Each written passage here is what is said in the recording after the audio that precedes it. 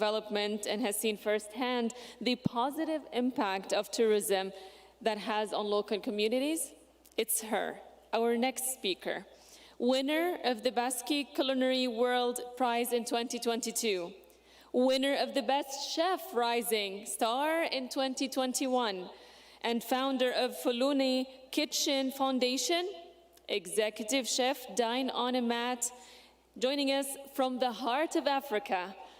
Please welcome on stage my companion on the flight to Alula, Chef Fatmata Binta.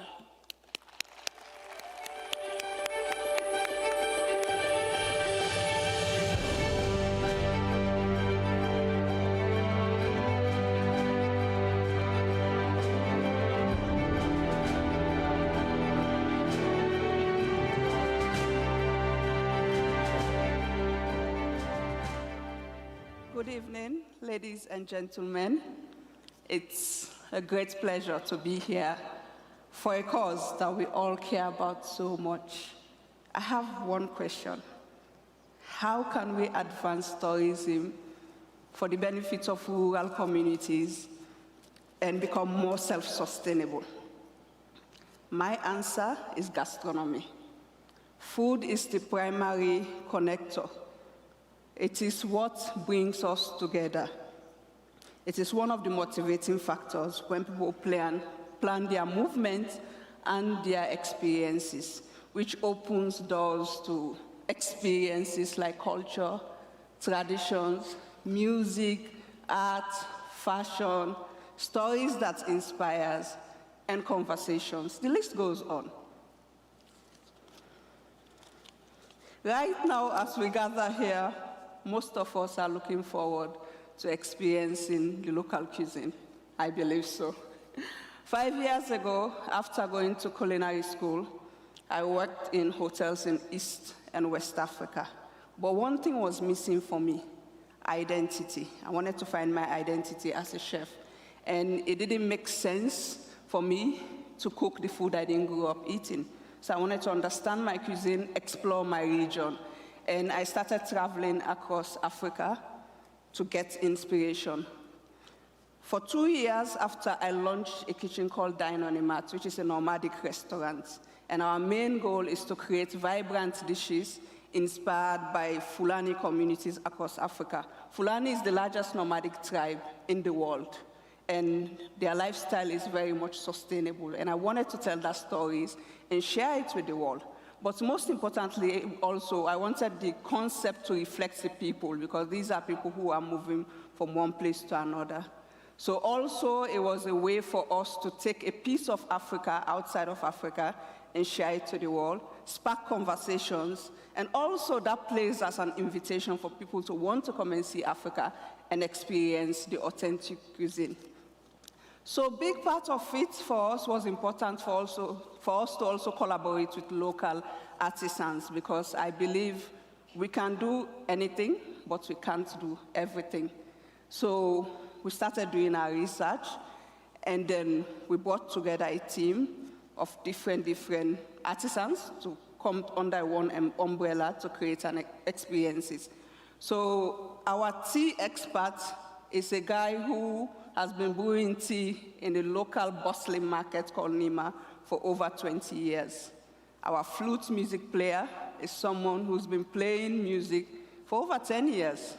Our sous chef, she had no formal experience. She just grew up in the kitchen. She's a passionate chef, and she carries so much knowledge about African gastronomy and ingredients, to the point that whenever we visit local markets, she will pick up the same ingredients from 4 different bowls or 5, and she can tell you which one is from Togo, which one is from Nigeria, just different neighboring countries. And that knowledge was important for us to pass down to students, internships, programs, people coming from far and near. So that means, for me, collaboration is key. So this movement that we all care about, it's very important to collaborate with other people. And that's how we can achieve a sustainable tourism goal.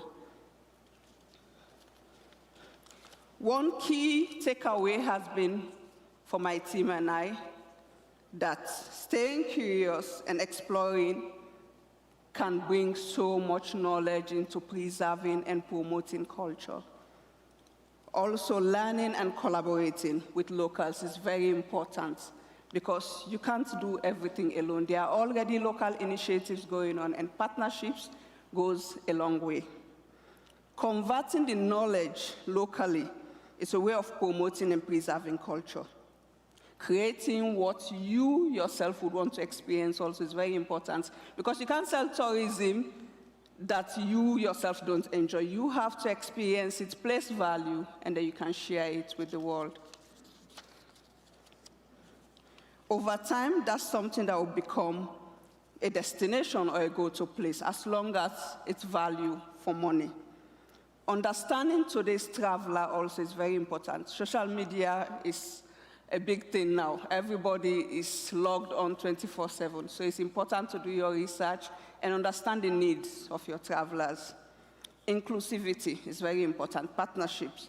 Because one thing with these projects that we've been working on in the north of Ghana that has taught me is that there are lots of initiatives that goes into these rural communities, making promises that they never keep to the point locals are not open anymore to partnerships. They just think about now, they don't think long term. So most times when you go there, they just want cash. They don't care about what you're building, they just want to cash out and go. So building trust is very important. When you promise to buy a bag of rice or fonio from a farmer, you make sure you keep your word because contract is not something that people do in the rural areas. Creating media promotion, creative media promotion is very important for your experiences. So a lot of that goes to, say, documentation. One thing we've been doing is that we've been documenting recipes, culinary stories, and sharing that to the world because most people don't want to just eat food. They want to have experiences. Last but not least, don't be an extractor. Collaborate in a more meaningful way. If you can build trust, you can build a long-term relationship, and that's how we can grow together. This behind here is the project of our foundation that we've been working on, and we look forward to welcoming you to Ghana. Thank you very much.